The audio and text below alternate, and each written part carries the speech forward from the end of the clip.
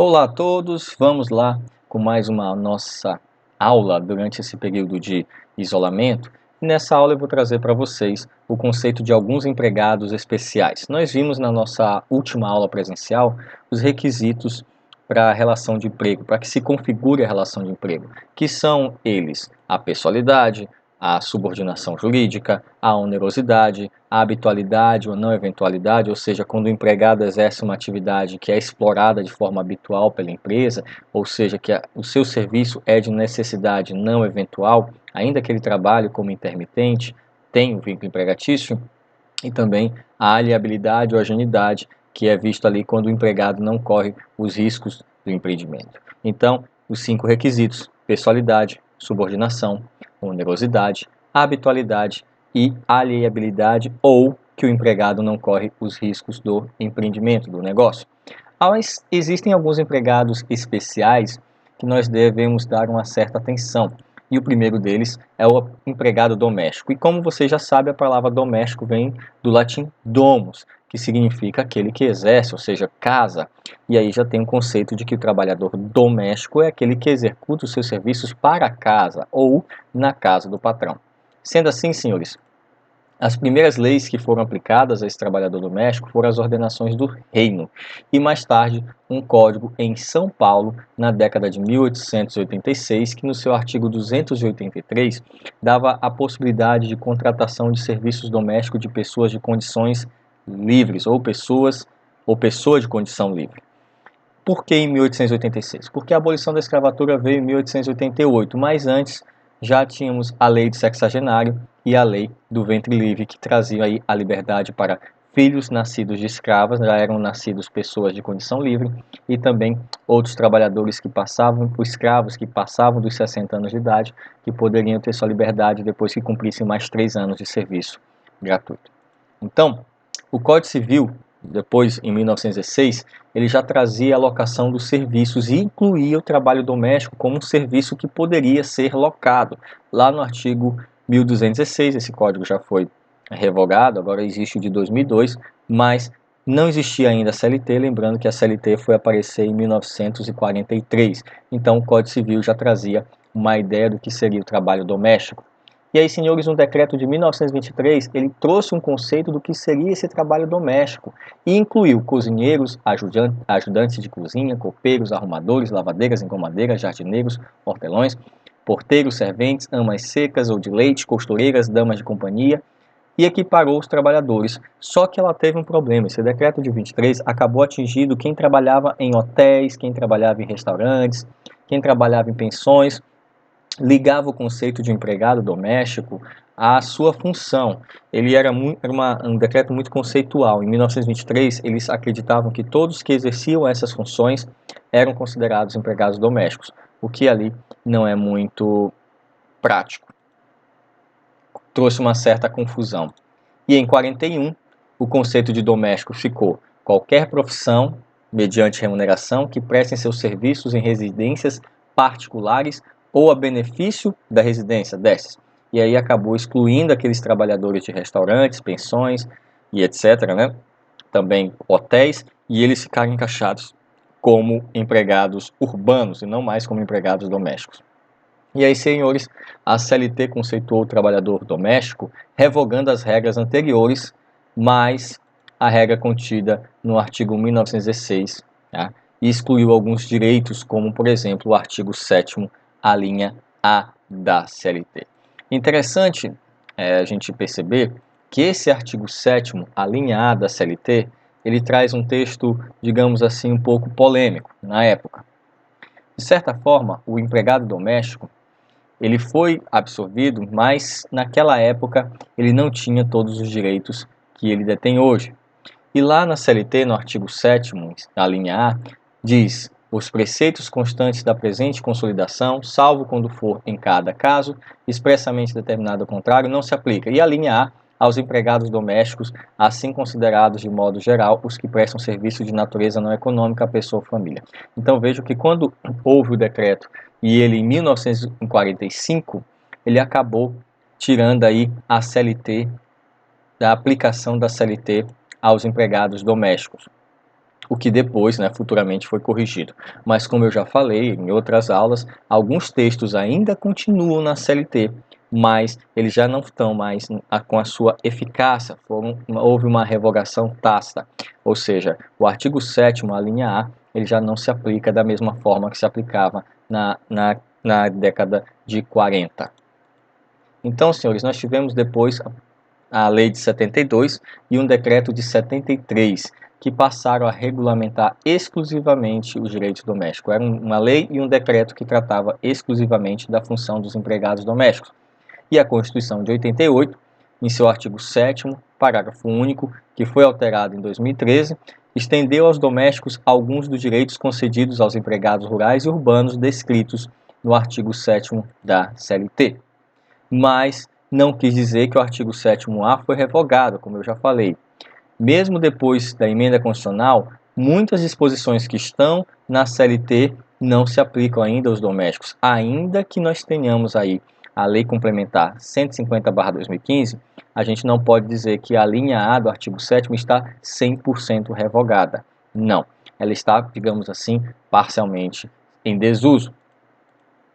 E a Lei Complementar 150/2015 revogou expressamente a lei que tratava dos empregados domésticos de 1972 e, em seu artigo 19, mandou aplicar a CLT aos domésticos nas lacunas da lei complementar. Ou seja, surge uma lei complementar específica para os domésticos, revogando uma lei de 72 e um decreto de 73, e o artigo 19 diz que aplica-se a CLT aos empregados domésticos naquilo em que a lei complementar 150 de 2015, ela é de 1º de junho de 2015, for omissa.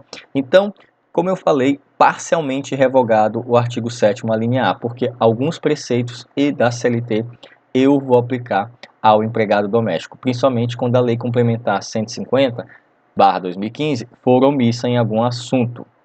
E aí, senhores, temos o artigo 9º da Lei Complementar 150/2015 e o artigo 1º que merecem uma certa, digamos assim, um certo cuidado, uma certa atenção.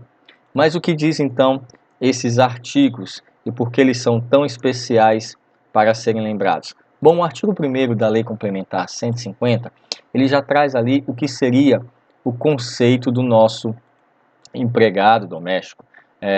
Ele diz, ao empregado doméstico, assim considerado aquele que presta serviços de forma contínua, subordinada, onerosa e pessoal e de finalidade não lucrativa à pessoa ou à família no âmbito residencial por mais de 2 dias por semana, aplica-se o disposto na lei complementar. 2 dias de semana, a gente vai falar isso lá para frente. Mas vejam que ele tem um conceito de empregado um pouco diferente do conceito que vocês viram na CLT, porque ele troca algumas palavras. Aonde ele fala continuidade, na CLT, no artigo 3º, nós temos habitualidade. E aonde ele fala finalidade não lucrativa, na CLT nós temos a aliabilidade, ou seja, que o empregado ele faz uma prestação de serviço para o seu empregador que visa lucro com aquilo na maioria das vezes, e ele não pode correr os riscos do empreendimento. E o artigo 1º da Lei Complementar, ele traz o conceito substituindo a palavra habitualidade pela palavra continuidade, e isso faz total diferença. E o artigo 9º desta própria lei, ele fala justamente que a carteira de trabalho e previdência social será obrigatoriamente apresentada contra recibo pelo empregador, que admitir que terá o prazo de 48 horas para fazer as devidas anotações na carteira de trabalho do empregado doméstico. Então, o conceito de empregado doméstico é aquele que aparece no artigo 1º da Lei Complementar 150/2015. Um pouquinho diferente aí do conceito de empregado doméstico que vocês viram na CLT no artigo 3º. Então eu posso fazer uma mistura e chegar à conclusão de que doméstico é a pessoa física que trabalha de forma pessoal, subordinada, contínua, mediante salário para outra pessoa física ou para outra família que não explore atividade lucrativa no âmbito residencial por mais de 2 dias na semana. Esse seria o conceito que eu tiro e absorvo aí do artigo 1º da Lei Complementar 150/2015. Então, senhores, o enquadramento desse meu empregado doméstico, enquadramento legal, seria CLT, rural, doméstico, estatutário, não deve ser analisado para quem exerce a atividade doméstica. Se você quiser identificar se é empregado doméstico ou não, você não vai olhar para o empregado, você vai olhar para o empregador. Por quê? Simples. Uma empregada pode exercer a função de cozinheira como empregado doméstico, mas também pode exercer a função de cozinheira para um restaurante. Então você não deve olhar para a função, você tem que olhar para a finalidade dessa função. A mesma coisa se eu contratar um empregado doméstico para minha residência e começar a utilizar, já que ele cozinha bem, e começar a utilizá-lo para vender refeições, vender quentinhas, eu vou estar descaracterizando a situação de empregado doméstico, porque o conceito de empregado doméstico é aquele que trabalha para um patrão no âmbito residencial e este não obtém lucro. Porque se ele começa a obter lucro com a atividade, aquele ali não é um empregado doméstico, é um empregado urbano. E aí, senhores, terão que ser regidas pelas regras do empregado urbano. Para ser doméstico, tem que trabalhar para o empregador doméstico, independente da atividade que eu faço. Como assim? Existem empregados domésticos, por exemplo, que têm atividades intelectuais. Existem médicos, enfermeiros, damas de companhia, motorista, piloto, garçom, comandante de um iate ou marinheiro, sei lá, várias caseiro, várias funções que você tanto pode ter elas sendo exercidas como empregado doméstico, como vocês podem ter também elas sendo exercidas como empregado urbano. O que vai caracterizar se a função é de doméstico ou não é justamente o patrão e não o empregado. Então tenha em mente quando vocês forem classificar se o empregado é doméstico ou não, vocês terão que olhar não para a função que ele realiza, porque o número de funções que um empregado doméstico pode realizar são inúmeras, vai de administrador pessoal até um piloto de uma aeronave.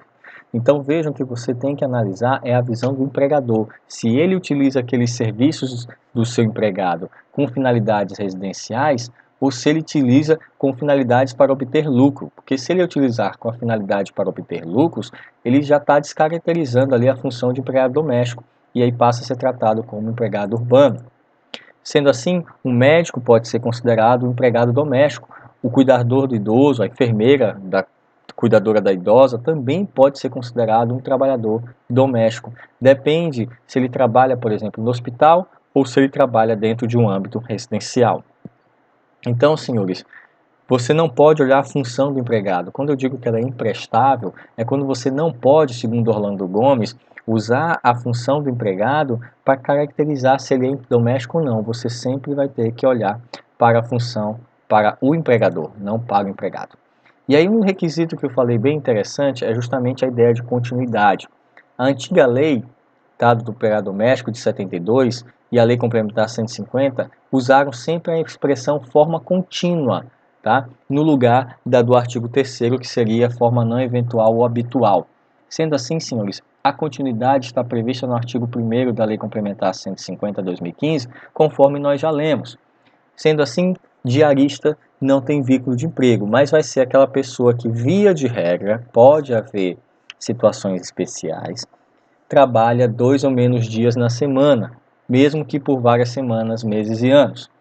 A Lei Complementar 150 lhe não delimitou uma quantidade de horas, ela tem um pequeno erro. Muitos juristas, e inclusive muitos doutrinadores, e até professores, e este que vos fala, critica o artigo 1º. A minha crítica pessoal do artigo 1º é justamente que ele não traz uma especificação de horas, e aí causa uma certa confusão. Ele fala em 2 dias. Porém, já tem julgados que aplicam por analogia a palavra horas ao invés de dias, porque 2 dias de jornada de um empregado doméstico dá 16 horas. Então imagine aquele professor particular que é contratado pela família para ensinar aquela criança e ele vai 2 horas por dia de segunda a sexta. Ele é empregado doméstico? Não. Ele é considerado um diarista, porque se você pega as 2 horas que ele trabalha ministrando aulas durante uma semana, se você somar, ali vai dar 10 horas de segunda a sexta. Então já tem julgados que entendem que mesmo ele indo todos os dias, mas proporcionalmente trabalhando abaixo de 2 dias, ou seja, 2 dias seriam 16 horas, e esse professor está trabalhando 10, então a justiça já entende que ele é um diarista, porque tanto aplica-se o conceito de 2 dias, como também aplica-se o conceito de 16 horas. Tá? Senhores, já era um entendimento jurisprudencial antes de ser absorvido para a lei complementar. Juízes já adquiriram aí essa questão de 16 horas semanais ou 2 dias na semana. Só fizeram incorporar, tá? Só fizeram incorporar, perdão, a umas decisões judiciais que estavam sendo tomadas. Já era uma tese de jurisprudência bem fixa, bem fixada, tá? Então, só fizeram transpor para a lei complementar e colocaram ali uma quantidade de dias para evitar de ficar sempre a cargo do judiciário decidir se era diarista ou se era empregado doméstico contínuo. Então, senhores, 3 ou mais dias de trabalho por várias semanas, a jurisprudência antigamente já entendia que existia vínculo. Como eu falei, a lei complementar só fez uma adaptação da jurisprudência para um texto legal. Quem é um empregador do empregado doméstico? O patrão do empregado doméstico é a pessoa ou a família, pessoa física ou a família. A pessoa jurídica não pode ser tomadora de um serviço doméstico, ainda que eu esteja falando não só de pessoas jurídicas, mas também de profissionais liberais. Por quê? Porque toda vez que o empregador toma o serviço daquele empregado com finalidade de obter lucros, ele automaticamente descaracteriza a função de empregado doméstico. Por isso que empregado doméstico é aquele que trabalha para uma pessoa física ou por uma família, desde que essa pessoa física, essa família, elas não venham obter lucro com a atividade daquele empregado. Ela não é rentável economicamente.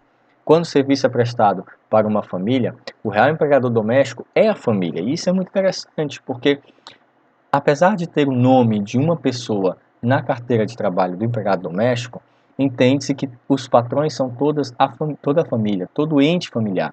Todas as pessoas maiores capazes dentro daquela família que tomam o serviço daquele doméstico se tornam ali empregadores solidários. Os filhos maiores, a esposa, a mãe que mora na residência, todo mundo que for maior de idade, capaz, ter capacidade dos seus deveres e direitos, ela é tida como empregadores ou que chamamos empregadores solidários. Sendo assim, o conceito de família tem que ser entendido como reunião espontânea de pessoas, não precisa ter laços sanguíneos.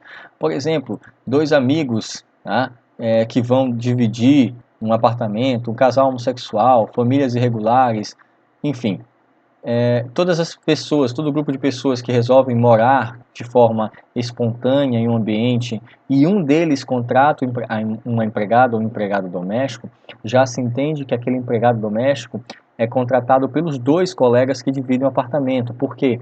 Porque a justiça já entende que se equipara à família, porque foi uma reunião espontânea.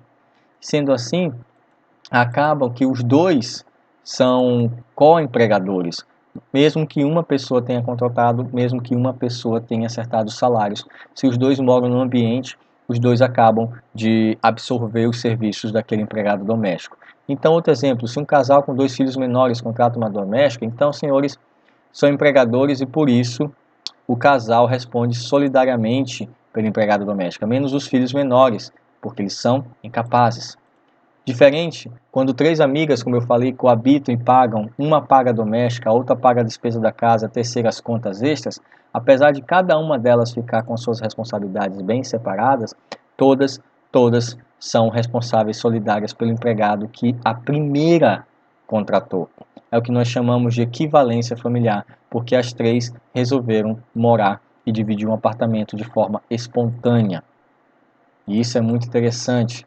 Todos os membros maiores e capazes de uma família são co-empregadores domésticos, vão responder solidariamente pelos encargos trabalhistas. E isso dá uma certa segurança para o empregado doméstico, porque se a pessoa que faleceu, que assinou a carteira, veio a falecer, a família continua como empregadora. Isso é muito comum em velórios em que o patriarca ou a matriarca da família venham a falecer. Muitas vezes o empregado doméstico até está trabalhando naquele próprio velório e continua exercendo as suas funções como se nada tivesse acontecido, porque ele não trabalha para uma pessoa da família, ele trabalha para todo um seio familiar. Agora, diferente, se um filho, por exemplo, um filho casa e vai morar com sua esposa em outro imóvel, e a doméstica da casa da mãe é cedida 2 dias por semana para trabalhar na casa do filho, isso é muito comum, e aí, senhores, fica 3 dias na casa dos pais, 2 dias na casa do filho, perdão. Então, há uma conclusão de que houve um alargamento desse seio familiar, que agora esse empregado doméstico trabalha para 2 famílias, em 2 casas, Então, há vínculo de emprego com todos os dois seios familiares. Ou seja, é como se o local da prestação aumentasse. O imóvel aumentou. Antes, aquele empregado doméstico trabalhava 5 dias naquela casa, agora ele trabalha 3 no local e 2 em outro. Só há uma mudança de endereço, mas vejam que a família ainda continua a mesma. Então, como escapar disso? Basta que o filho que casa e vai morar fora contrate a empregada nos seus dias de folga como diarista e não permita que ela vá trabalhar nos dias normais, sendo pago pela mãe. E aí não tem aí o alargamento do seio familiar, o alargamento da residência. Tá?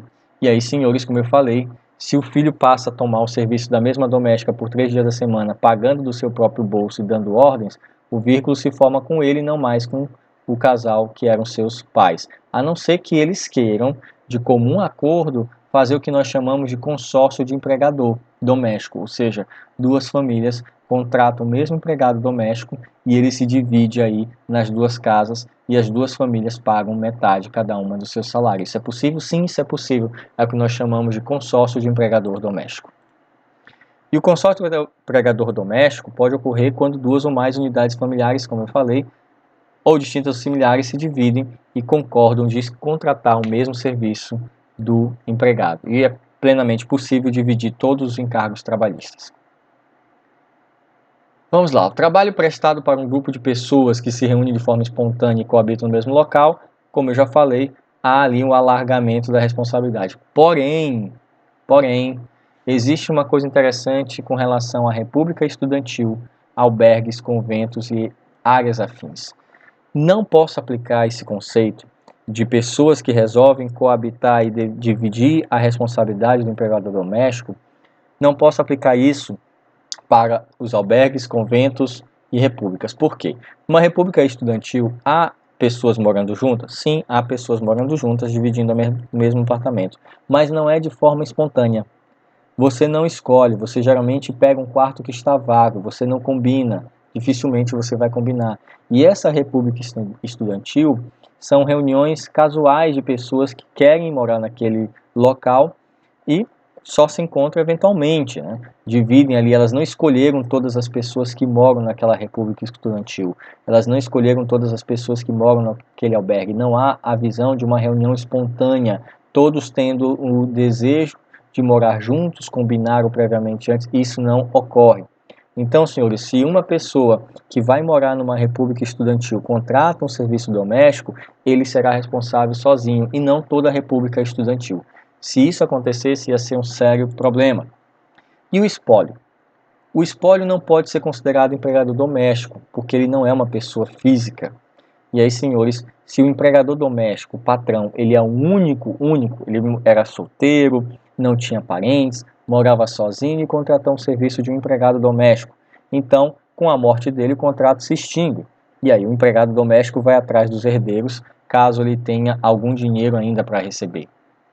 Porém, se o membro de uma família, ou seja, um senhor que assinou a carteira e contratou um empregado doméstico, venha a falecer, mas junto com ele moram mais 3 pessoas, a gente entende que o contrato vai continuar com a família que ficou como sobrevivente.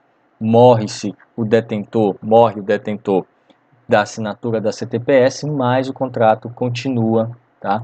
Ele continua aí com os demais membros da família que ficaram vivos. Isso acontece muito, muito.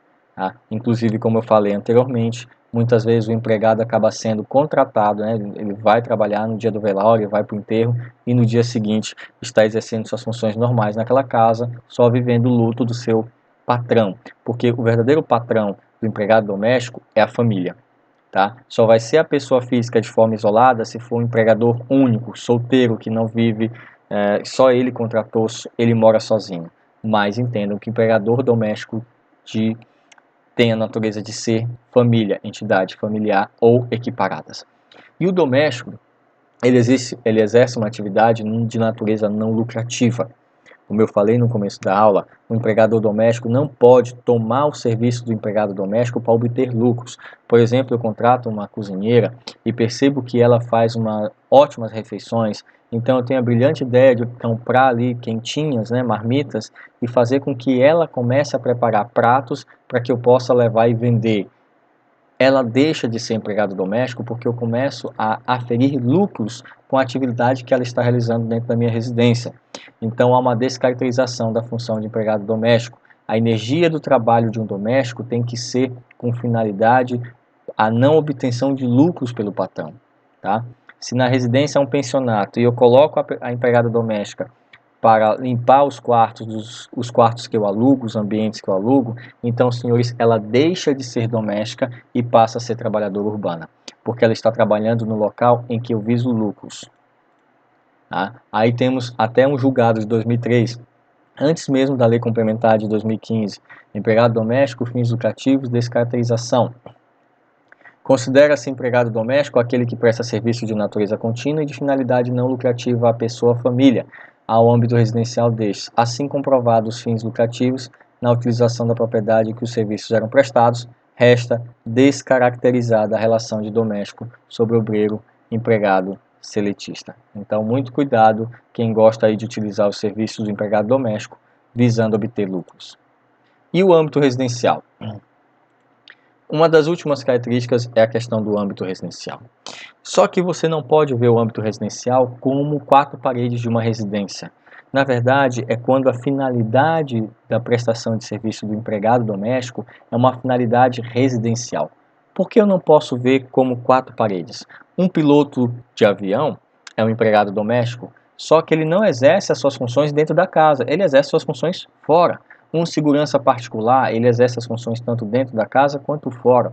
Um motorista particular exerce as suas funções dentro da casa e fora. Então, eu não posso entender que o âmbito residencial é a casa, dentro da casa. Na verdade, para ficar melhor o conceito, substitua a palavra no âmbito residencial e coloque para o âmbito residencial. Aí fica melhor. Empregado doméstico é aquele que trabalha para a residência, para o âmbito residencial, para o seio residencial, para a casa e não obrigatoriamente na casa.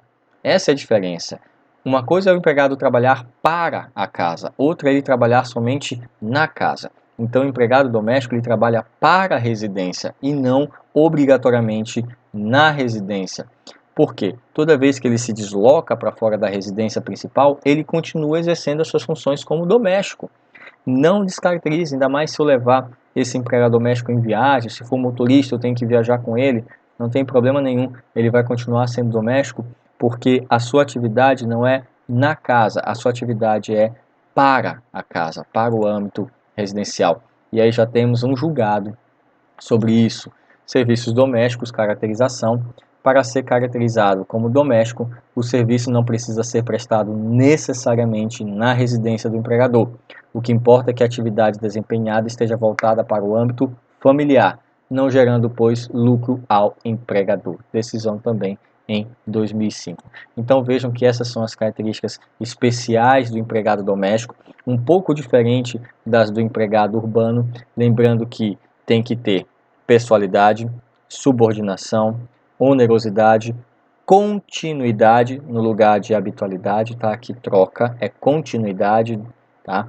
3 ou mais dias, e também tem que haver âmbito residencial. A sua atividade tem que ser realizada para o âmbito residencial.